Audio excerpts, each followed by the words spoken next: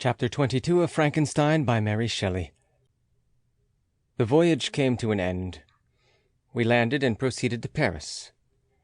I soon found that I had overtaxed my strength, and that I must repose before I could continue my journey.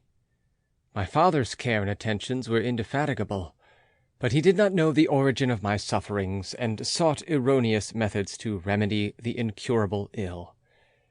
He wished me to seek amusement in society. I abhorred the face of man. Oh, not abhorred. They were my brethren, my fellow beings, and I felt attracted even to the most repulsive among them, as to creatures of an angelic nature and celestial mechanism. But I felt that I had no right to share their intercourse.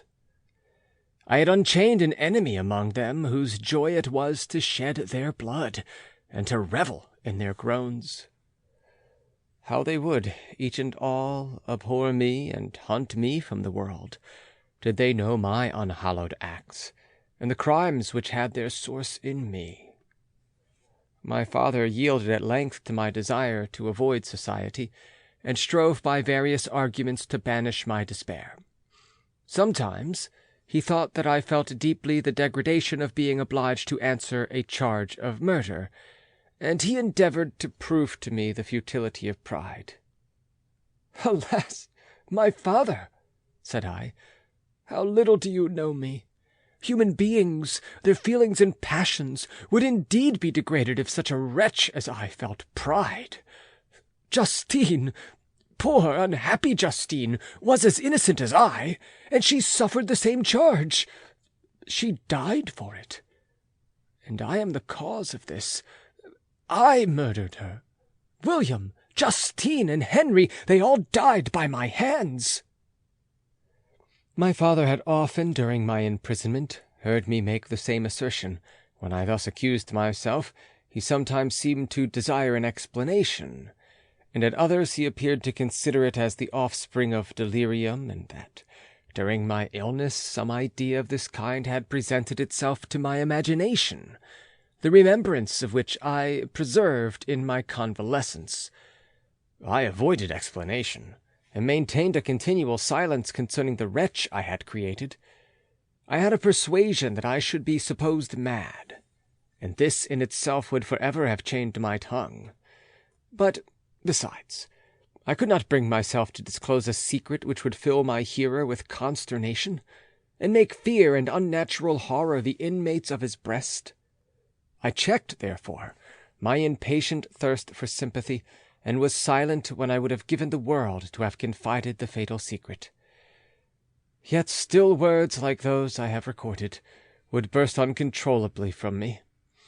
I could offer no explanation of them, but their truth in part relieved the burden of my mysterious woe.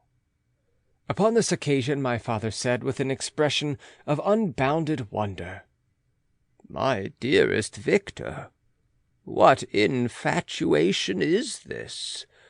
My dear son, I entreat you never to make such an assertion again." "I am not mad," I cried energetically. "The sun and the heavens, who have viewed my operations, can bear witness of my truth. I am the assassin of those most innocent victims.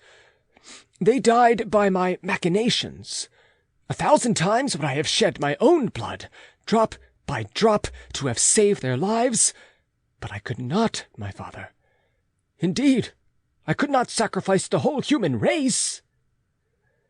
The conclusion of this speech convinced my father that my ideas were deranged, and he instantly changed the subject of our conversation, and endeavored to alter the course of my thoughts. He wished as much as possible to obliterate the memory of the scenes that had taken place in Ireland, and never alluded to them or suffered me to speak of my misfortunes. As time passed away, I became more calm.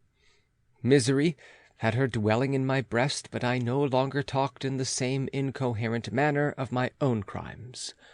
Sufficient for me was the consciousness of them. By the utmost self-violence I curbed the imperious voice of wretchedness, which sometimes desired to declare itself to the whole world, and my manners were calmer and more composed than they had ever been since my journey to the Sea of Ice. A few days before we left Paris on our way to Switzerland, I received the following letter from Elizabeth. My dear friend, it gave me the greatest pleasure to receive a letter from my uncle dated at Paris. You are no longer at a formidable distance, and I may hope to see you in less than a fortnight. My poor cousin, how much you must have suffered!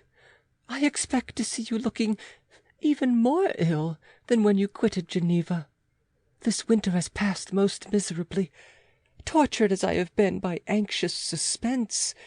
Yet I hope to see peace in your countenance, and to find that your heart is not totally void of comfort and tranquillity. Yet I fear that the same feelings now exist that made you so miserable a year ago, even, perhaps, augmented by time. I would not disturb you at this period, when so many misfortunes weigh upon you, but a conversation that I had with my uncle previous to his departure renders some explanation necessary before we meet. Explanation? You may possibly say, what can Elizabeth have to explain? If you really say this, my questions are answered, and all my doubts satisfied. But you are distant from me, and it is possible that you may dread and yet be pleased with this explanation, and in a probability of this being the case, I dare not any longer postpone writing what, during your absence, I have often wished to express to you, but have never had the courage to begin. You well know, Victor, that our union had been the favourite plan of your parents ever since our infancy. We were told this when young, and taught to look forward to it as an event that would certainly take place. We were affectionate playfellows during childhood, and I believe dear and valued friends to one another as we grew older. But as brother and sister often entertain a lively affection towards each other, without desiring a more intimate union, may not such also be our case? Tell me, dearest Victor, answer me, I conjure you by our mutual happiness, with simple truth. Do you not love another? You have travelled, you have spent several years of your life at Ingolstadt, and I confess to you, my friend, that when I saw you last autumn so unhappy, flying to solitude from the society of every creature, I could not help supposing that you might regret our connection, and believe yourself bound in honour to fulfil the wishes of your parents, although they opposed themselves to your inclinations. But this is false reasoning. I confess to you, my friend, that I love you, and that in my airy dreams of futurity that you have been my constant friend and companion. But it is your happiness I desire as well as my own, when I declare to you that our marriage would render me eternally miserable unless it were the dictate of your own free choice. Even now I weep to think that, borne down as you are by the cruellest misfortunes, you may stifle, by the word honour, all hope of that love and happiness which would alone restore you to yourself. I, who have so disinterested an affection for you, may increase your miseries tenfold by being an obstacle to your wishes. Ah, Victor, be assured that your cousin and playmate has too sincere a love for you not to be made miserable by this supposition. Be happy, my friend, and if you obey me in this one request, remain satisfied that nothing on earth will have the power to interrupt my tranquillity. Do not let this letter disturb you. Do not answer tomorrow, or the next day, or even until you come, if it will give you pain. My uncle will send me news of your health, and if I see but one smile on your lips when we meet, occasioned by this or any other exertion of mine, I shall need no other happiness. Elizabeth Lavenza, Geneva, May 18th, 17 something. This letter revived in my memory what I had before forgotten. The threat of the fiend. "I will be with you on your wedding night." Such was the sentence, and on that night would the daemon employ every art to destroy me, and tear me from the glimpse of happiness which promised, partly, to console my sufferings. On that night he had determined to consummate his crimes by my death. Well, be it so. A deadly struggle would then assuredly take place, in which if he were victorious, I should be at peace, and his power over me be at an end. If he were vanquished, I should be a free man. Alas, what freedom! Such as the peasant enjoys when his family have been massacred before his eyes, his cottage burnt, his lands laid waste, and he is turned adrift, homeless, penniless, and alone, but free. Such would be my liberty, except that in my Elizabeth I possessed a treasure. Alas, balanced by those horrors of remorse and guilt, which would pursue me until death. Sweet and beloved Elizabeth! I read and reread her letter, and some softened feelings stole into my heart and dared to whisper paradisiacal dreams of love and joy. But the apple was already eaten, and the angel's arm bared to drive me from all hope. Yet I would die to make her happy. If the monster executed his threat, death was inevitable. Yet again, I considered whether my marriage would hasten my fate. My destruction might indeed arrive a few months sooner, but if my torturer should suspect that I postponed it, influenced by his menaces, he would surely find other and perhaps more dreadful means of revenge. He had vowed to be with me on my wedding night, yet he did not consider that threat as binding him to peace in the meantime. For, as if to show me that he was not yet satiated with blood, he had murdered Clerval immediately after the enunciation of his threats. I resolved, therefore, that if my immediate union with my cousin would conduce either to hers or my father's happiness, my adversary's designs against my life should not retard it a single hour. In this state of mind I wrote to Elizabeth. My letter was calm and affectionate. "I fear, my beloved girl," I said, "little happiness remains for us on earth, yet all that I may one day enjoy is centered in you. Chase away your idle fears. To you alone do I consecrate my life, and my endeavors for contentment. I have one secret, Elizabeth, a dreadful one. When revealed to you, it will chill your frame with horror, and then, far from being surprised at my misery, you will only wonder that I survive what I have endured. I will confide this tale of misery and terror to you the day after our marriage shall take place. For, my sweet cousin, there must be perfect confidence between us. But until then I conjure you, do not mention or allude to it. This I most earnestly entreat, and I know you will comply." In about a week after the arrival of Elizabeth's letter, we returned to Geneva. The sweet girl welcomed me with warm affection, yet tears were in her eyes as she beheld my emaciated frame and feverish cheeks. I saw a change in her also.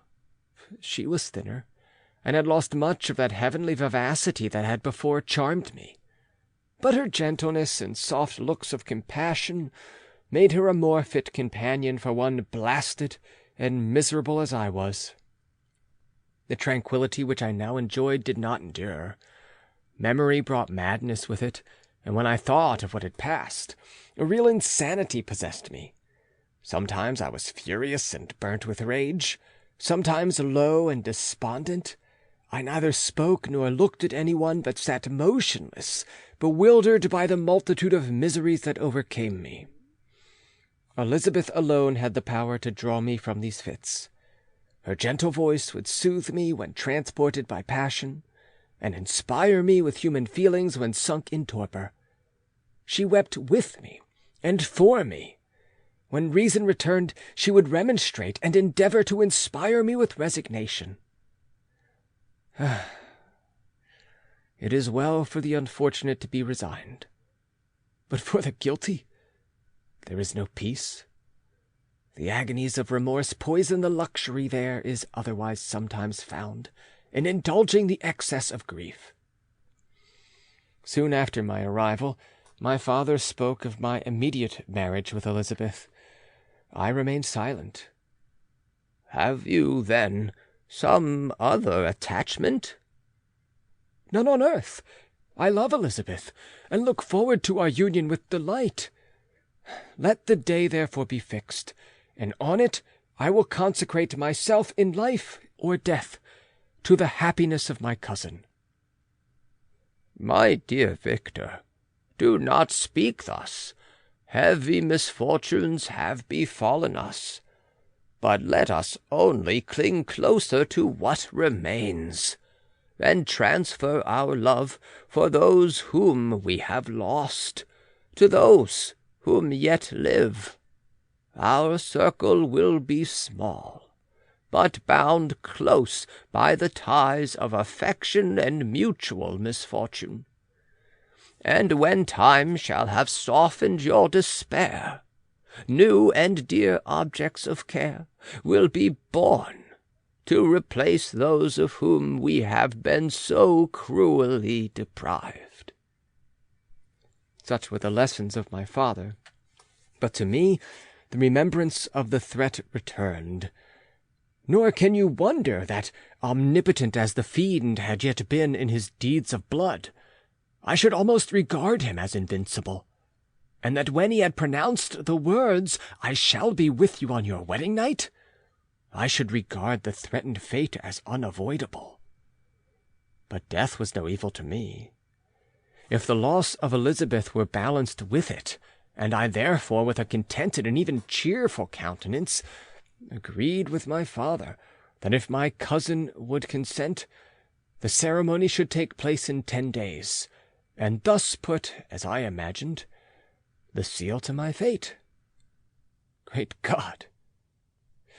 If for one instant I had thought what might be the hellish intention of my fiendish adversary, I would rather have banished myself for ever from my native country, and wandered a friendless outcast over the earth, than have consented to this miserable marriage. But, as if possessed of magic powers, the monster had blinded me to his real intentions, and when I thought that I had prepared only my own death, I hastened that of a far dearer victim. As the period fixed for our marriage drew nearer, whether from cowardice or prophetic feeling, I felt my heart sink within me, but I concealed my feelings by an appearance of hilarity that brought smiles and joy to the countenance of my father, but hardly deceived the ever-watchful and nicer eye of Elizabeth.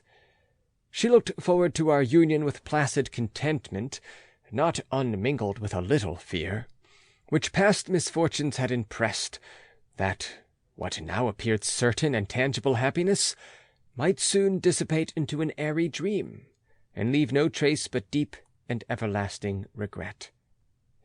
Preparations were made for the event, congratulatory visits were received, and all wore a smiling appearance. I shut up, as well as I could, in my own heart the anxiety that preyed there, and entered with seeming earnestness into the plans of my father, although they might only serve as the decorations of my tragedy. Through my father's exertions, a part of the inheritance of Elizabeth had been restored to her by the Austrian government. A small possession on the shores of Como belonged to her. It was agreed that immediately after our union we should proceed to Villa Lavenza, and spend our first days of happiness beside the beautiful lake near which it stood. In the meantime, I took every precaution to defend my person, in case the fiend should openly attack me. I carried pistols and a dagger constantly about me, and was ever on the watch to prevent artifice, and by these means gained a greater degree of tranquillity. Indeed, As the period approached, the threat appeared more as a delusion, not to be regarded as worthy to disturb my peace, while the happiness I hoped for in my marriage wore a greater appearance of certainty. As the day fixed for its solemnization drew nearer, and I heard it continually spoken of as an occurrence which no accident could possibly prevent, Elizabeth seemed happy. My tranquil demeanor contributed greatly to calm her mind, but on the day that was to fulfill my wishes and my destiny, she was melancholy, and a presentiment of evil pervaded her, and perhaps also she thought of the dreadful secret which I had promised to reveal to her on the following day. My father was in the meantime overjoyed, and in the bustle of preparation only recognized in the melancholy of his niece the diffidence of a bride. After the ceremony was performed, a large party assembled at my father's, but it was agreed that Elizabeth and I should commence our journey by water, sleeping that night at Evian, and continuing our voyage on the following day. The day was fair, the wind favourable, all smiled on our nuptial embarkation. Those were the last moments of my life during which I enjoyed the feeling of happiness. We passed rapidly along. The sun was hot, but we were sheltered from its rays by a kind of canopy.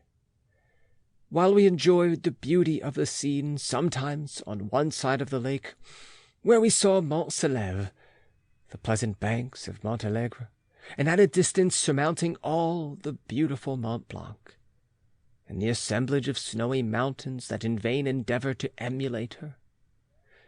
Sometimes coasting the opposite banks, we saw the mighty Jura, opposing its dark side to the ambition that would quit its native country, and almost an insurmountable barrier to the invader who should wish to enslave it. I took the hand of Elizabeth. "You are sorrowful, my love. If you knew what I have suffered, and what I may yet endure, you would endeavour to let me taste the quiet and freedom of despair that this one day at least permits me to enjoy." "Be happy, my dear Victor," replied Elizabeth. "There is, I hope, nothing to distress you, and be assured that if a lively joy is not painted in my face, my heart is contented. Something whispers to me not to depend too much on the prospect that is opened before us, but I will not listen to such a sinister voice. Observe how fast we move along, and how the clouds, which sometimes obscure and sometimes rise above the dome of Mont Blanc, render this scene of beauty still more interesting. Look also at the innumerable fish that are swimming in the clear waters, where we can distinguish every pebble that lies at the bottom. What a divine day! How happy and serene all nature appears!" Thus Elizabeth endeavoured to divert her thoughts and mine from all reflection upon melancholy subjects, but her temper was fluctuating. Joy for a few instants shone in her eyes, but it continually gave place to distraction and reverie. The sun sunk lower in the heavens.